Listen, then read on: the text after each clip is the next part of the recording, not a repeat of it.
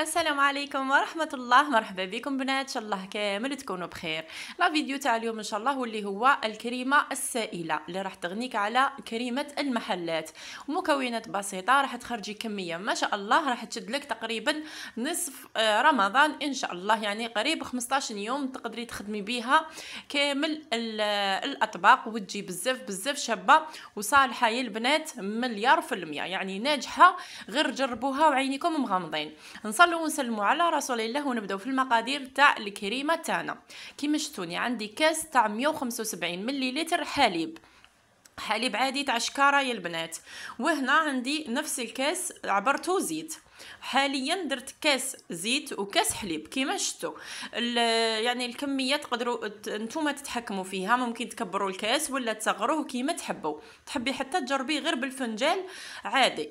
هنا البنات راح نحكم البراميكسور تاعي وراح نميكسيه الزيت مع الحليب مليح مليح، يعني كنقول لك ميكسي مليح حوالي 10 دقائق وانت تضربي بالميكسور حتى تلاحظي انه هذاك الخليط تاعك تقال هكا البنات. هنا اذا شتيه باللي مازال ما تقالش، وهذا راجع لنوعيه الحليب اللي استعملتيها، باسكو حتى حليب شكاير كاين اللي يجي ثقيل وكاين اللي يجي خفيف. هنا اذا شتي الكريمه تاعك مازال شويه خفيفه، راح تضيفي لها عفوا نص كاس تاع زيت، يعني عندنا كاس ونص تاع زيت مع كاس تاع حليب هكا البنات فهمنا.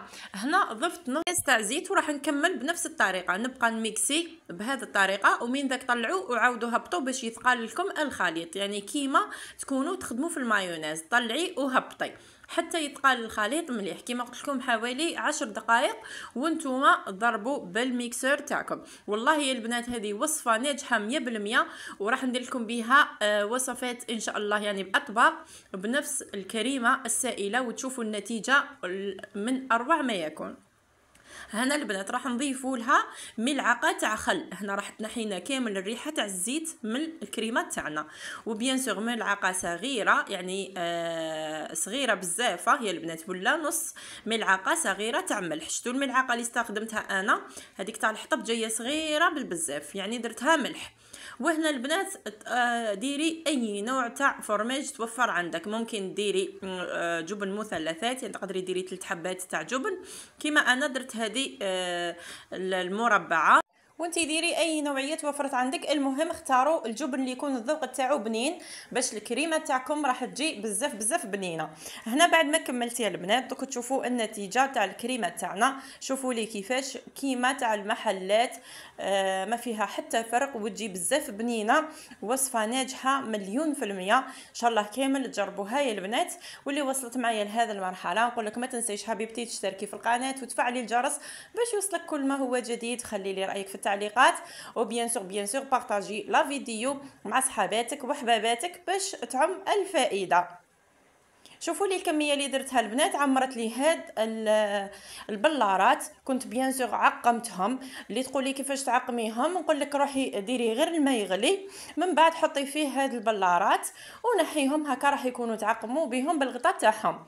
هنا البنات شوفوا الكميه اللي خرجتها، يعني كميه ما شاء الله، غير بكاس ونص تاع زيت وكاس تاع الحليب. هاي ليك.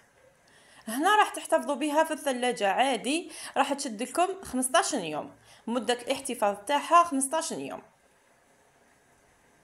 وبهذا نكون وصلنا لنهاية الفيديو، نتمنى ان شاء الله يكون عجبكم. ما بقى لي غير نقول لكم تهلاو لي في رواحتكم، رمضان كريم ان شاء الله ينعاد علينا وعليكم بالخير والعافية ان شاء الله، وسلام.